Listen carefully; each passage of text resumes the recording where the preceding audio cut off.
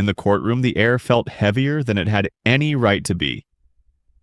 My ex sat at the petitioner's table in a white blazer like she was auditioning for Innocent Wife of the Year, and her lawyer was already smiling before the judge even took the bench. Because in their minds, this was a done deal.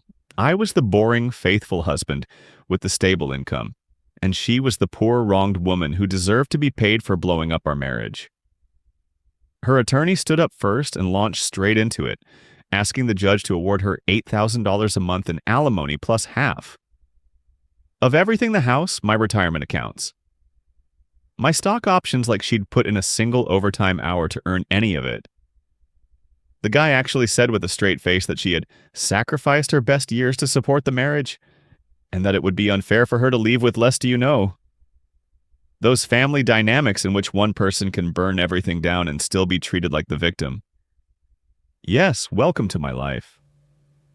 She didn't even look nervous. She sat there crossing and uncrossing her legs like she was waiting for a latte, rolling a pen between her fingers, nodding along every time her lawyer mentioned her standard of living. She really believed she was about to walk out with a court order that turned my paycheck into her personal subscription service. And honestly, at first I thought I might throw up because the numbers they were saying out loud sounded insane. $8,000 a month for 12 years, that's over $1 million. Just for cheating on me with a gym trainer. Here's the bit that really messed me up.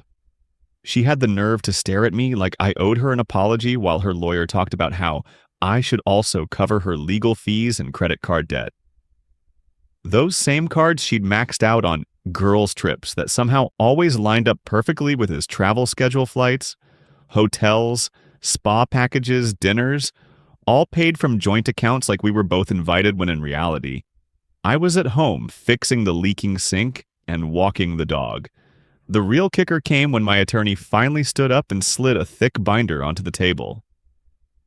You know, those dramatic moments in movies where everything suddenly goes quiet. It actually felt like that 5 years of my life were sitting in that binder. 5 years of bank statements color-coded and highlighted. 5 years of hotel receipts and flight confirmations. 5 years of screenshots, messages, GPS logs, and little notes. I'd written to myself at 2 a.m. when I realized yet another work conference was a weekend away with him instead of her walking out with my money. She walked out with nothing but debt and a court order to pay my attorney fees because every dollar she thought she'd cleverly hidden, every lie she thought she'd told.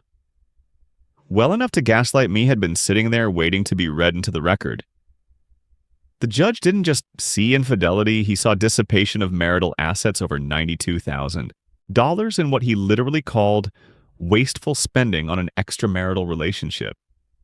Trips, hotels, gifts, even rent she secretly covered when her boyfriend fell on hard times looking back.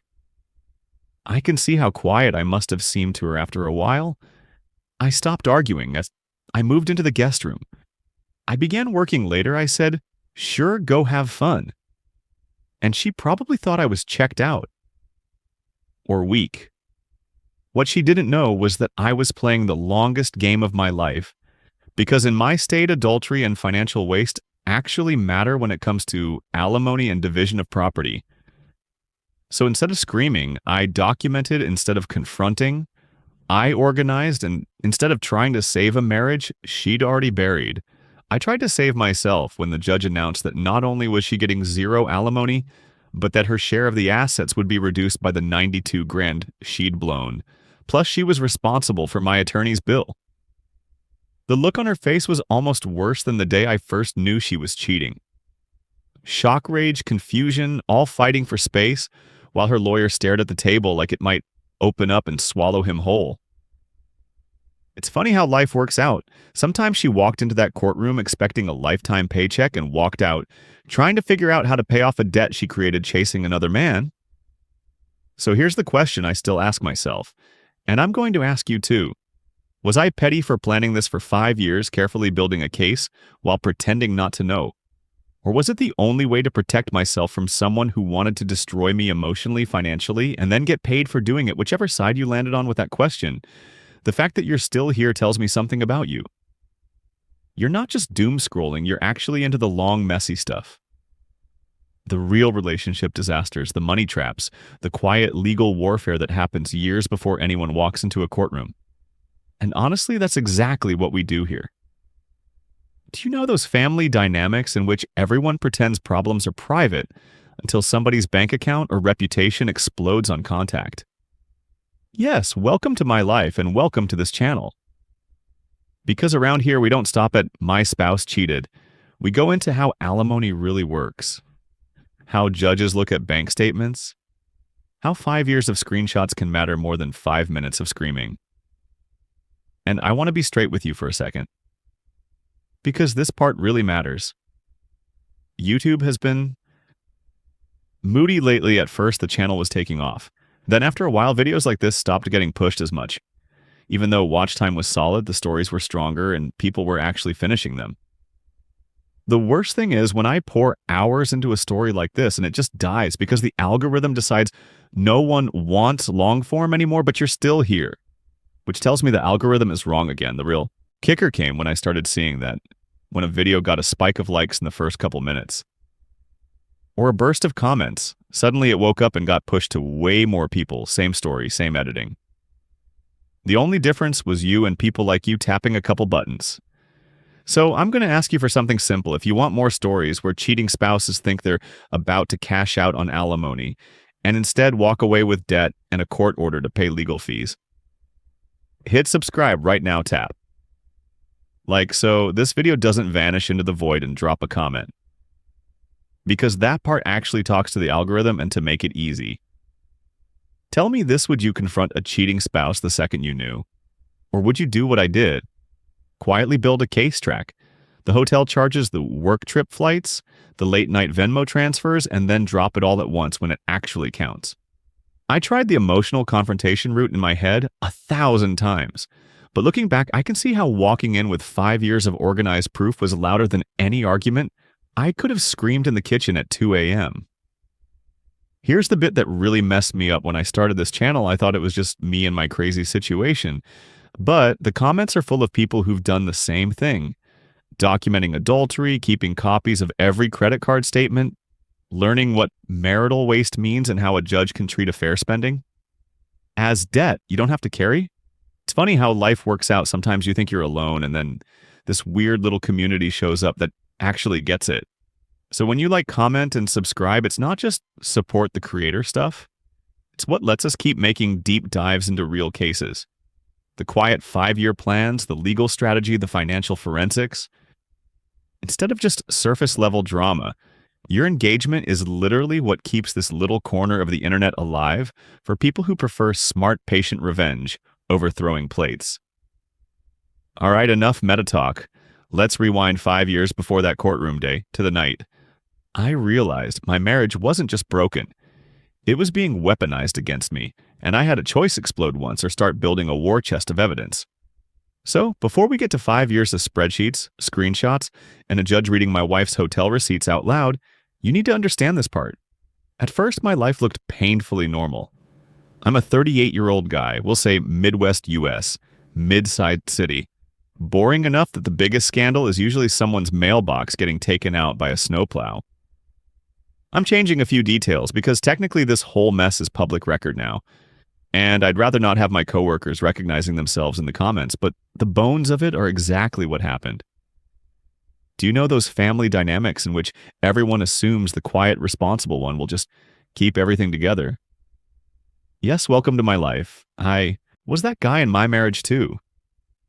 The steady one, the planner, the human version of autopay when we got married, it was normal enough. We were both working, both tired, both pretending that was just what adult life is supposed to feel like. She worked in marketing for a regional company. I was in IT for a healthcare system. We bought a modest 3-bedroom starter home in a not fancy, not sketchy neighborhood, the kind with plastic tricycles in front yards and one neighbor who decorates for every holiday, including Arbor Day. We had shared bank accounts, one checking, one savings, and a couple of credit cards the paychecks went in. The bills went out. And nobody was hiding stacks of cash in the freezer or anything dramatic like that: mortgage, utilities, car payments, groceries, student loans.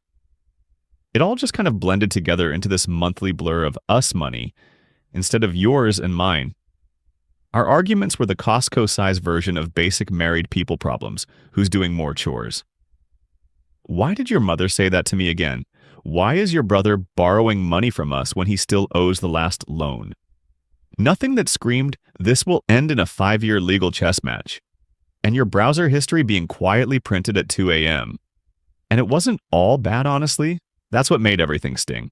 Later, we had these really simple good moments. Friday night movie nights with frozen pizza and whatever. Was on sale in the cheap wine aisle, we'd sit on the sagging gray couch, her feet under my leg because she was always cold, arguing about whether to start a new show or rewatch something we'd already seen. 3 times. We took exactly 1 real vacation in the early years. A 4-day trip to a cheap, all-inclusive in Mexico that we saved for like teenagers counting tip money. I remember us sitting on the beach with these ridiculous neon drinks, making this whole list of someday plans. Someday we'll upgrade the house. Someday we'll have kids. Someday we'll be those annoying people who talk about their 401k contributions at barbecues. It's funny how life works out sometimes financially. I was the main earner. I brought in around 70% of our income. She brought in 30%. I handled the big stuff, mortgage, insurance, retirement contributions. She handled groceries, utilities, and what she called life things birthdays, small trips. Amazon orders that showed up so often the delivery guy basically became part of the family. I began tracking our money in a basic budgeting app. Not because I suspected anything, but because I'm the kind of person who color codes a calendar for fun every 2 weeks. Paycheck in, transfers to savings, automatic 401k from my job, her smaller retirement deduction from hers, and whatever was left became our spending. We talked about it like we were building something together, this invisible safety net for future us looking back.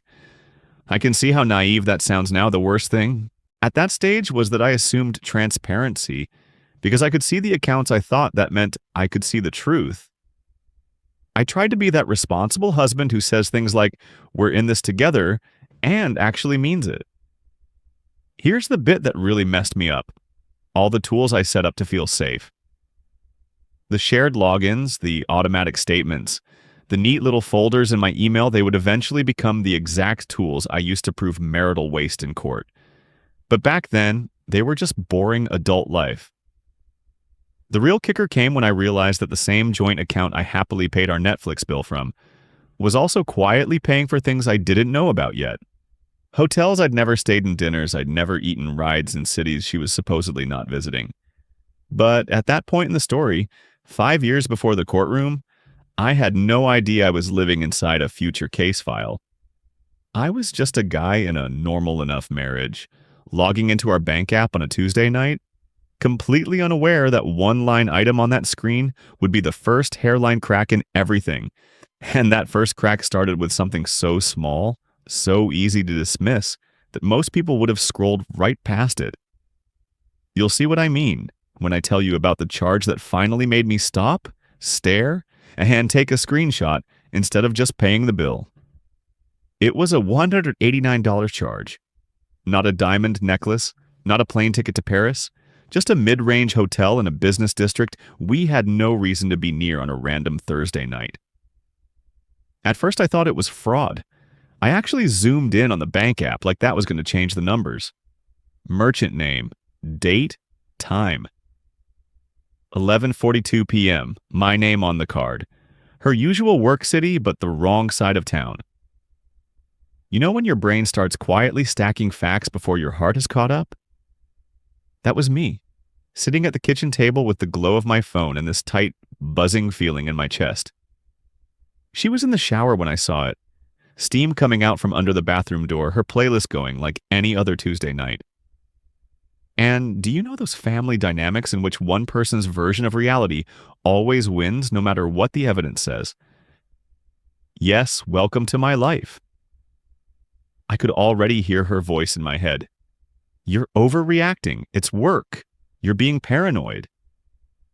The urge to storm in there was instant. My heart was pounding, palms sweating. That hot, nauseous adrenaline that makes you want to slam a phone down on the counter and demand answers. I actually stood up, took 2 steps toward the bathroom. Then I stopped, because here's the bit that really messed me up. I realized I had no proof she couldn't talk her way around. Looking back, I can see how that one pause changed everything. Instead of exploding, I sat back down and scrolled further. The hotel charge wasn't alone. There was a rideshare at 11:08 p.m. from her office to that same area. A bar charge 30 minutes before the hotel. 2 weeks earlier, a similar pattern with a different hotel, same side of town.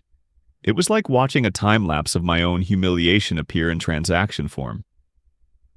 She came out of the bathroom in pajamas, towel on her head, scrolling her phone like nothing was wrong. I had already screenshotted everything. That tiny, stupid act felt like treason and self-defense at the same time.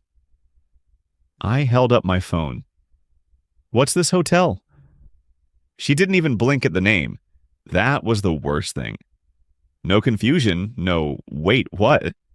Just a microsecond of stillness, and then the performance started. "Oh, that," she said, like I'd pointed out a parking ticket. My coworker Jenna had a fight with her boyfriend. She needed somewhere to stay, her card wasn't working, so I booked it for her. I told you about this, remember? She tilted her head, soft voice, that practiced mix of concern and mild annoyance that says, clearly you're the one being unreasonable. Except she hadn't told me. I remember our conversations. I remember because for years I was the one trying to get her to talk to me about anything. And now, suddenly, she had this dramatic story I was supposedly part of. Her body language was all wrong. She wouldn't put her phone down. She kept checking the screen, like she needed a script. Her eyes slid past mine every time I asked a follow-up. Why that hotel? Why so late? Why on my card if it was her emergency? The answers came too fast, stacking on top of each other, flimsy and over-detailed in the wrong places. I tried one last thing. "Okay, then Jenna won't mind if you show me the text where she asked." She snapped. "Just a little, but it was there." "Wow," she said, laughing without smiling. "You really don't trust me at all, do you? This is exactly why I don't tell you things. You make everything a big interrogation." It's funny how life works out sometimes. 2 weeks before that night, a guy at work had told me about his divorce. His wife cheated, drained their savings, and when he finally kicked her out, guess who ended up paying alimony and most of her lawyer's fees? Him, the betrayed spouse. He'd said, "Courts don't care about who cried the most, they care about what you can prove." I'd nodded, half listening. Suddenly I was listening. I heard my wife accusing me of being controlling, of making her feel unsafe in her own home because I dared ask about a hotel room I supposedly paid for to help her friend. And in my head, I saw a judge one day hearing that same story. Except this time it would be polished and rehearsed, and I'd look like the jealous, unstable husband. The real kicker came when I realized that if I blew up now, if I yelled, if I said the words, "I know you're cheating," I'd get exactly one thing: a better liar. She'd start hiding the charges, using cash, switching cards, deleting messages.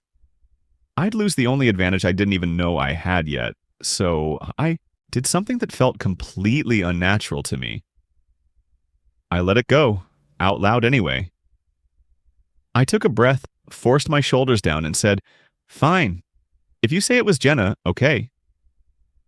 I watched the relief wash over her face, that tiny exhale when someone thinks they've dodged a bullet.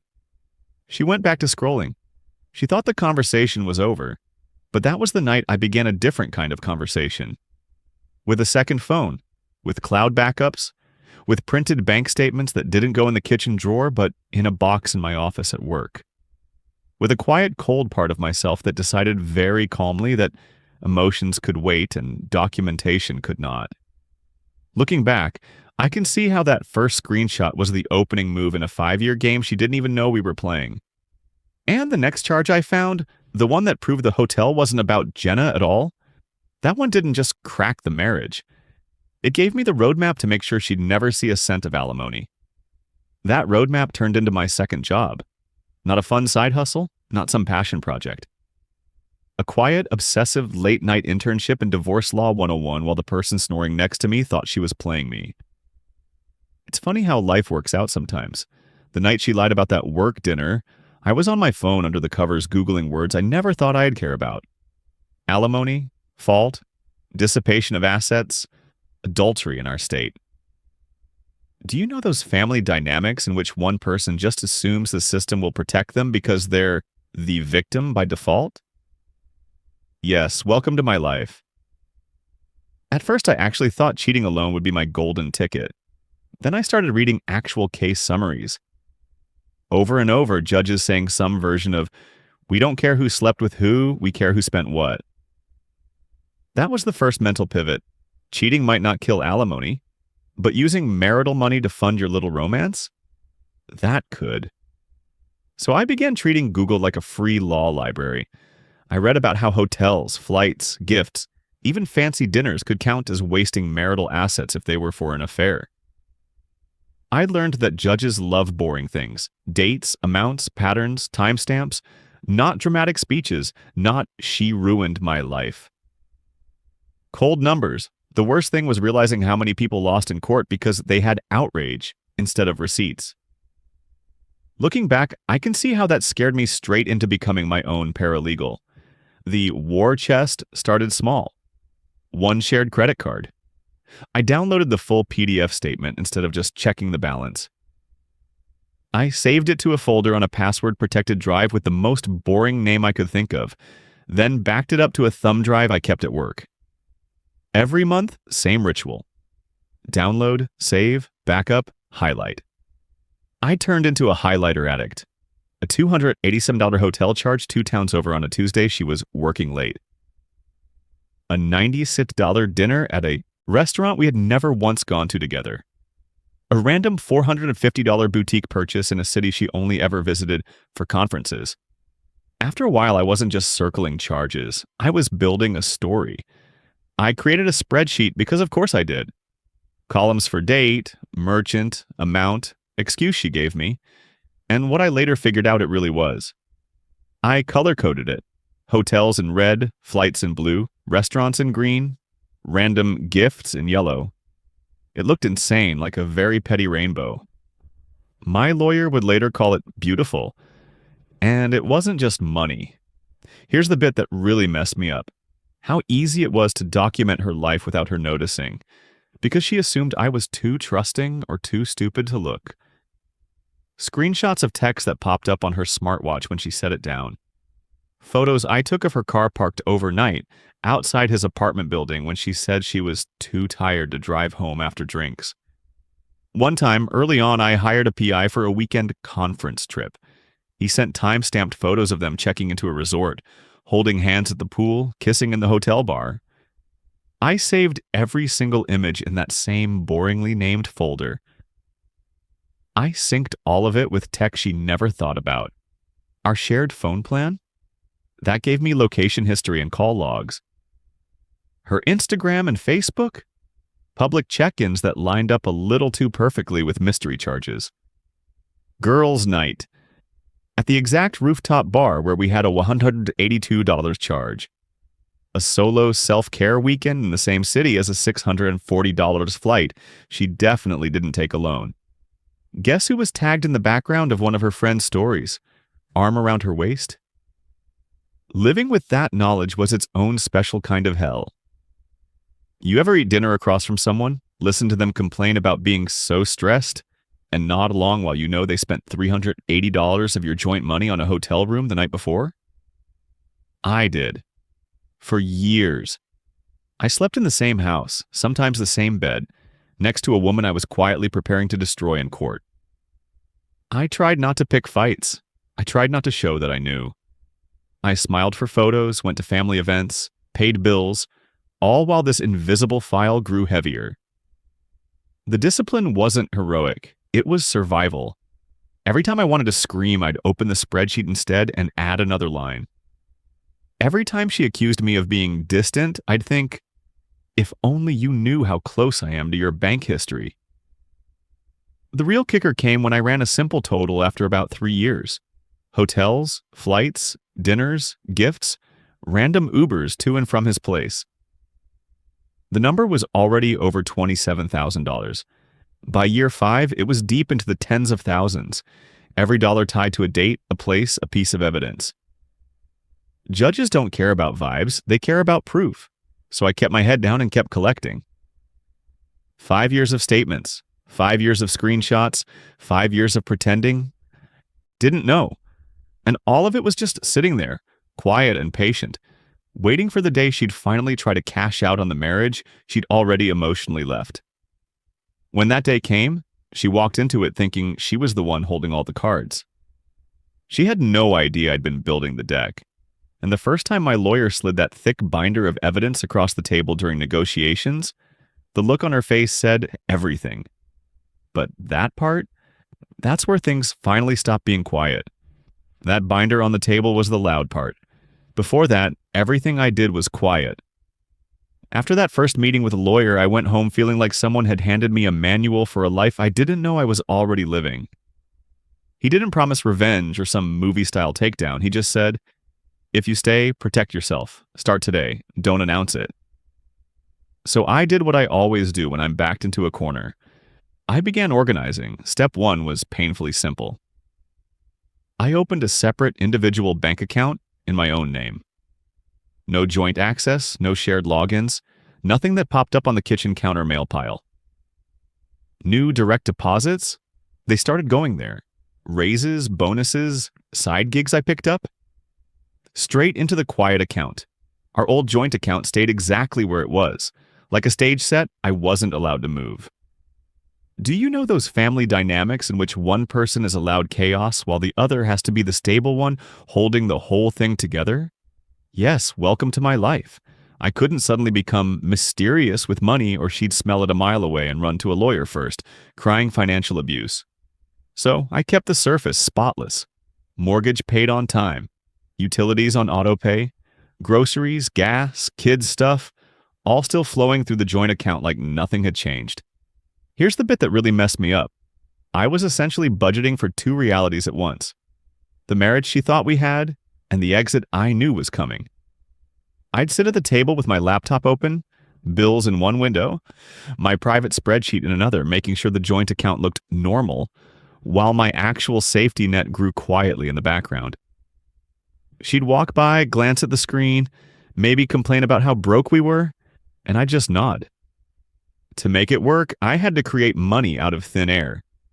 So I took on extra work. At first it was, they need someone to cover Saturdays, which she loved because it meant more cash she assumed she could spend. Then it became a side contract here, a freelance project there. Promotions, extra shifts, consulting gigs. On paper, I was just a hard-working husband trying to keep up. In reality, every extra dollar was being triaged. A fair, documentable amount into the household, the rest into that protected account. I kept the lifestyle flat on purpose. No sudden new toys, no dramatic cutbacks that would make her suspicious. If we'd been eating out twice a week, we kept eating out twice a week.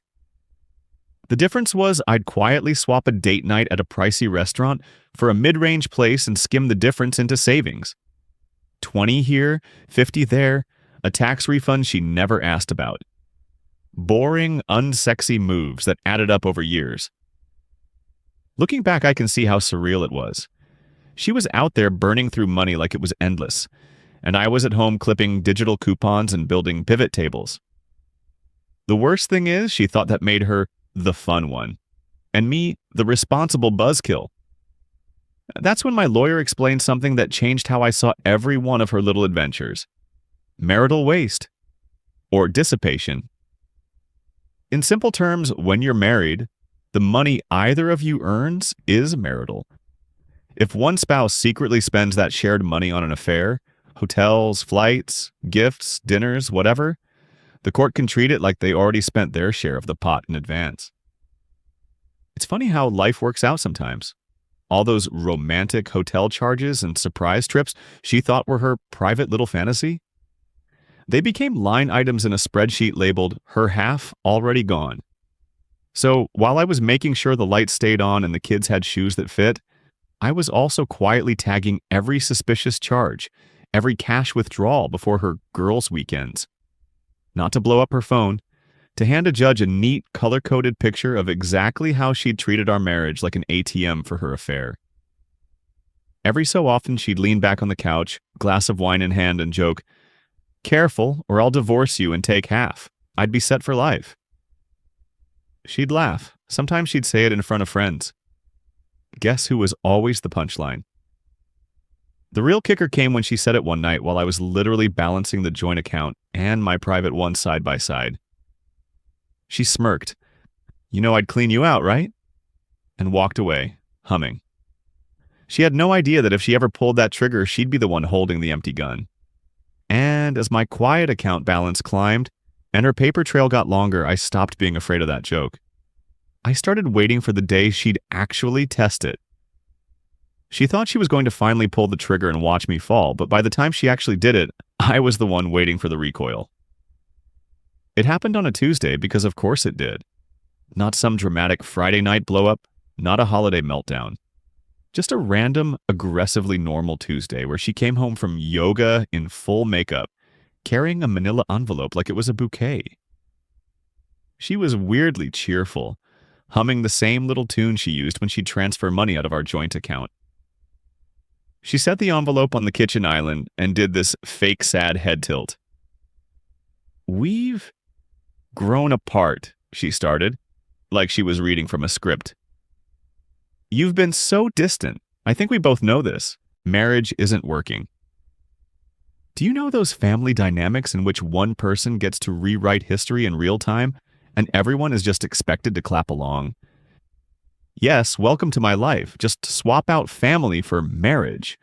Because I'm standing there, knowing exactly which hotel she was at on yoga nights, what room number, how much the room cost, and who paid for the champagne. Spoiler, it was me. Our joint card." She slid the papers toward me like she was offering a peace treaty. "I talked to an attorney," she said too fast. "They said this is fair. You'll see." Fair. That word almost made me laugh. Her petition read like a tragic little novel where she was the long-suffering heroine. Primary residence in the house, a generous split of assets in recognition of her sacrifices, a large monthly alimony amount that looked suspiciously like my take-home pay minus my basic living expenses. Her lawyer had even thrown in some greatest hits. She had sacrificed her career trajectory. She had supported my success. She had relied on my assurances of lifelong financial security. Here's the bit that really messed me up the first time I read it. On paper, if you didn't know anything else, it looked believable. That was the worst thing. If I had been the guy I used to be, the one who thought love and trust were enough, I probably would have panicked and signed whatever they put in front of me just to make it stop. Instead, I just looked up at her and said, "Okay." Calm, almost bored. I signed the little acknowledgement that I'd been served, thanked her for bringing it by, and asked if she wanted coffee. She blinked, thrown off. "You're taking this well," she said. "I suppose I began being distant around the time you did," I said. "Guess we're on the same page." Inside, though, honestly, I was relieved. It's funny how life works out sometimes. 5 years of pretending I didn't see what I saw. 5 years of quietly copying every statement, every text, every suspicious work trip itinerary. And now finally the test I'd been studying for had a date. 2 days later, I was in my attorney's office. I didn't go cheap. I went with the guy whose name made other lawyers stop joking and start reading the rules. Fault-based nuances, dissipation of marital assets, all the unsexy stuff you only learn about when your life explodes. At first, he was doing the standard intake. How long married? What do you make? What does she make? Any kids? Any major assets? He skimmed her petition, did that little lawyer half smile. "She's asking for a lot," he said.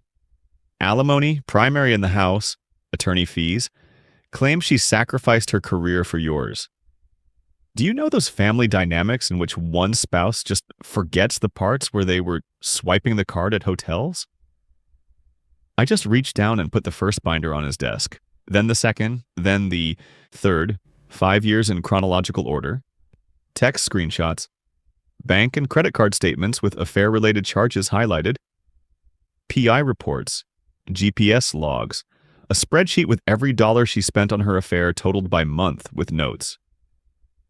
He stopped talking. Looking back, I can see how this might look. Obsessive, I said. But you asked if I had anything that might affect alimony. He opened the first binder, read one page, then another. Then the PI report where her girls' trip overlapped perfectly with his flight receipts. After a while, the sarcasm left his face and something sharper took its place. "Do you understand what you have here?" he finally asked. "I tried," I said. "You tell me." He leaned back, tapped the stack of binders, and actually laughed once low. "The real kicker came when she decided to file first," he said. "Her lawyer thinks this is going to be about who cries more in front of a judge. What you've got? This is about numbers, timelines, documented lies. If this holds up, she's not walking out with alimony." He slid the PI report back toward me, eyes bright now. "She might be walking out with something else entirely," he said. "But to be sure, we're going to make her put her version under oath." And as he started outlining how we were going to answer her petition, I realized she and her attorney were already in a war. They just didn't know the battlefield had absolutely nothing to do with feelings. That part they were about to find out the hard way. Court wasn't some dramatic TV set with soaring speeches and slow claps. It was beige walls, humming fluorescent lights, and a judge who looked like she'd seen every possible way two people could destroy each other with paperwork. Do you know those family dynamics in which one person walks in, convinced the world is about to validate their victim story? Yes, welcome to my life. Except this time it was my wife sitting 2 tables over in a white blouse, doing her best fragile, abandoned spouse impression.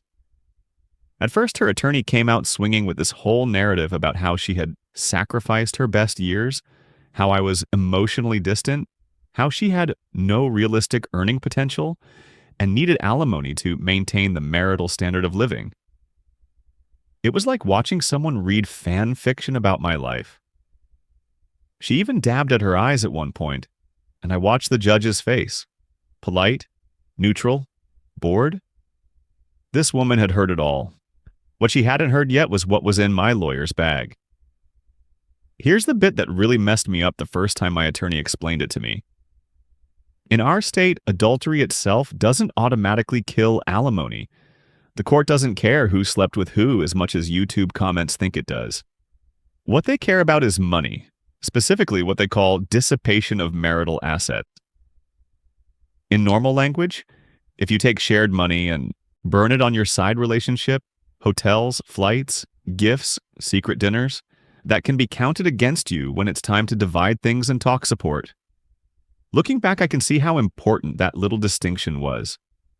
It wasn't about me standing up and yelling, "She cheated." That would have just sounded like hurt feelings. It was about calmly proving she took our joint money and used it like an ATM for her affair. Judges don't award alimony based on who cried harder. They look at numbers, patterns, and whether one person treated the marriage like a business and the other treated it like a sponsorship. So after her side finished painting me as this cold, withholding husband, my lawyer stood up, adjusted his glasses, and said in that calm voice I'd come to trust, "Your Honor, before we address my client's ability to pay support, we need to address where the marital funds actually went." Then he reached down and pulled out what might as well have been my 5-year revenge plan in physical form. 3 giant binders, plus a tablet with digital exhibits. Each binder had a label, Year 1, Year 2, Year 3, and item. Inside, every bank statement, every credit card bill, color-coded tabs, hotel charges highlighted in yellow, flights in blue, restaurants in pink, jewelry and boutique charges in green. My attorney slid them onto the evidence table with this quiet little thud that somehow sounded louder than her whole opening monologue. He started walking the judge through it like a documentary. On this date, we have a hotel charge in the city where my client was out of town for work. Flip. On that same date, we have text messages between wife and affair partner arranging to meet at the usual place. Flip. Here are photos from the private investigator placing them at that hotel. It was all time-stamped, cross-referenced, boring in the way that absolutely destroys people in court because you can't argue with your own visa bill. It's funny how life works out sometimes. All those nights I sat in the guest room quietly downloading statements, all the screenshots I emailed to myself, all the times I wanted to scream and instead just saved another PDF. That's what was speaking for me now. Not my anger, not my hurt, just numbers and dates and her signature at the bottom of every card application. The cinematic moment you always see in movies actually happened, just slower and more awkward. The judge started flipping through pages herself, not just glancing, but really reading. Her eyebrows went up. She looked at my wife's attorney. He had started the day with that relaxed, confident posture. Now he was leaning forward, lips pressed tight, because every page my lawyer referenced was one he obviously had not prepared for.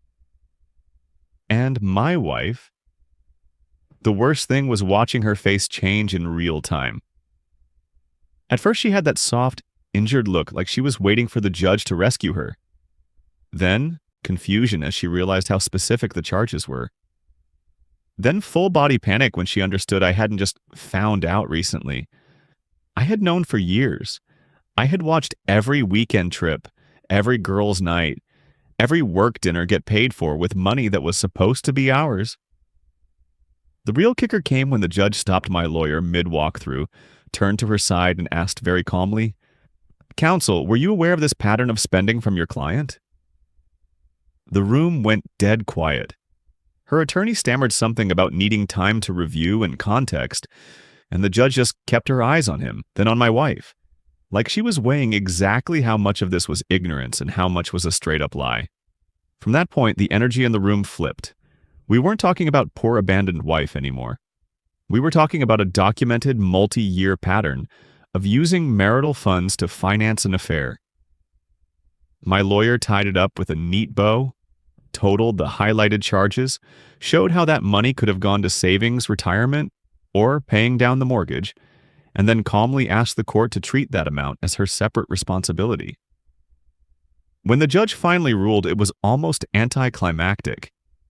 She found that my wife had dissipated a significant portion of marital assets on her affair. That phrase sounds dry until you hear what comes after it. No alimony, not reduced, eliminated. My share of the remaining assets was increased to offset what she'd blown. On top of that, the judge ordered her to pay a substantial portion of my legal fees, since my attorney's work was what uncovered the dissipation in the first place. So instead of walking out with a monthly check and half of everything, she walked out with a reduced share and a bill, my lawyer's bill. She wanted support and ended up with debt. And as we left that beige courtroom with its humming lights and worn-out carpet, I realized something I hadn't expected. The real victory wasn't just the money. It was that for the first time in years, the story matched the reality, and she couldn't spin it anymore. Of course, winning on paper and actually getting to move on are two very different things, and that was the next battle I didn't see coming. Walking out of that courthouse felt like stepping out of a pressure cooker and straight into a vacuum. The doors closed behind me, the hallway noise faded, and for a second I just stood there on the steps, files in my hand, realizing the war I'd been quietly fighting for 5 years was technically over. I'd won.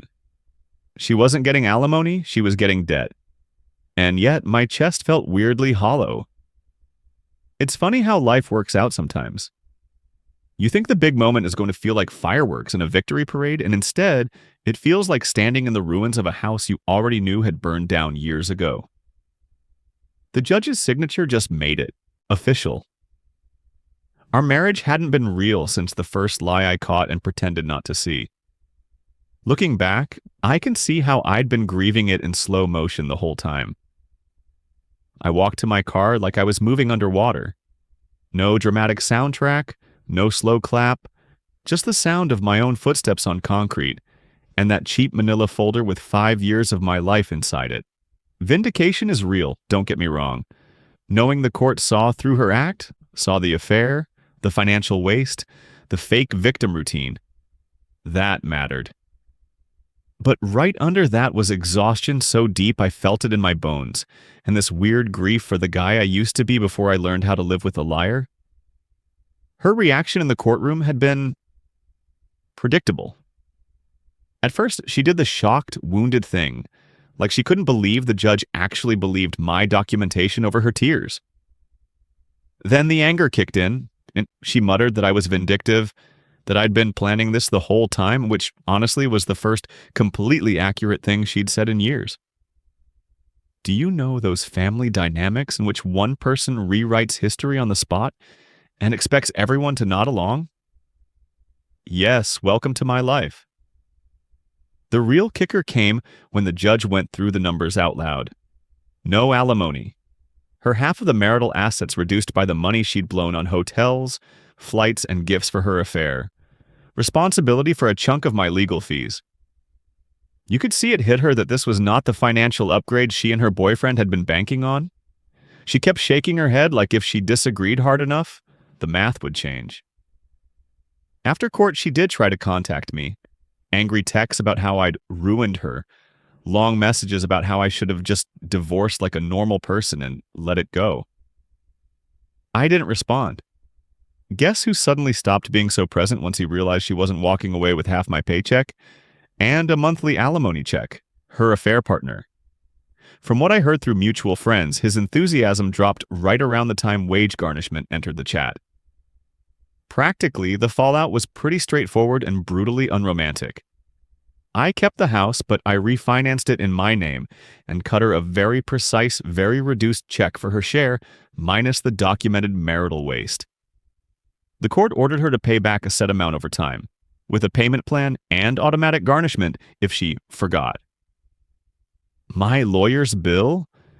Partly her problem now. She'd wanted to turn my income into her safety net. She ended up subsidizing the case that exposed her. I moved out for a while anyway. New apartment, secondhand furniture, and a bed that didn't have any ghosts in it. I began building completely new routines. Gym before work, cooking for one without mentally calculating if there'd be leftovers for her late nights.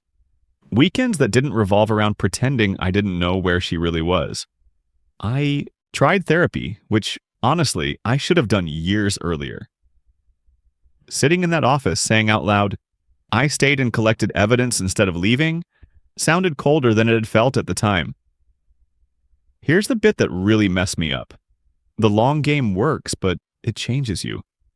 Living with someone you know is lying to your face and choosing not to confront rewires your brain in quiet, ugly ways. You start doubting your own reactions. You start measuring every word, every look, filing things away like a human recording device. I slept next to her while I was screenshotting messages and downloading bank statements in the dark. That's not normal. That's survival mode stretched over half a decade. Would I recommend what I did? I suppose only in very specific circumstances, and even then with a warning label. If you're in a place where adultery and financial waste actually matter in court, if kids or your entire financial future are on the line, then yes, documentation beats screaming matches every time. Judges don't care who cried harder. They care who has the spreadsheet with dates, amounts, and receipts. But the cost of playing it that way is that you live in a kind of emotional prison while you wait for your day in court. The worst thing isn't losing money, it's losing 5 years of your life to strategy. I protected myself. I avoided paying alimony to the woman who cheated on me and tried to cash me out like a lottery ticket. On paper, I walked away clean while she walked away with debt and consequences. But when I sat alone in that new apartment, surrounded by furniture that didn't have any memories attached yet, I had to ask myself the question I'm still not totally done answering. Was keeping quiet and playing the long game worth the part of myself I had to sacrifice to do it? And that's where the real moral of this whole mess starts to get uncomfortably complicated. Looking back, I can see how that quiet apartment was the real verdict. Not the one the judge read out loud. She walked out of that courtroom, convinced she was about to start her new life funded by my paycheck. And instead, she got hit with my lawyer's bill, her own lawyer's bill, and a spreadsheet of every hotel room and plane ticket she thought she'd hidden while I was working late. And yeah, she left with debt, and I left with a freedom that didn't feel as clean as I imagined. We weren't some disaster couple at first. We were normal, boring, even we had inside jokes, Sunday routines, shared passwords.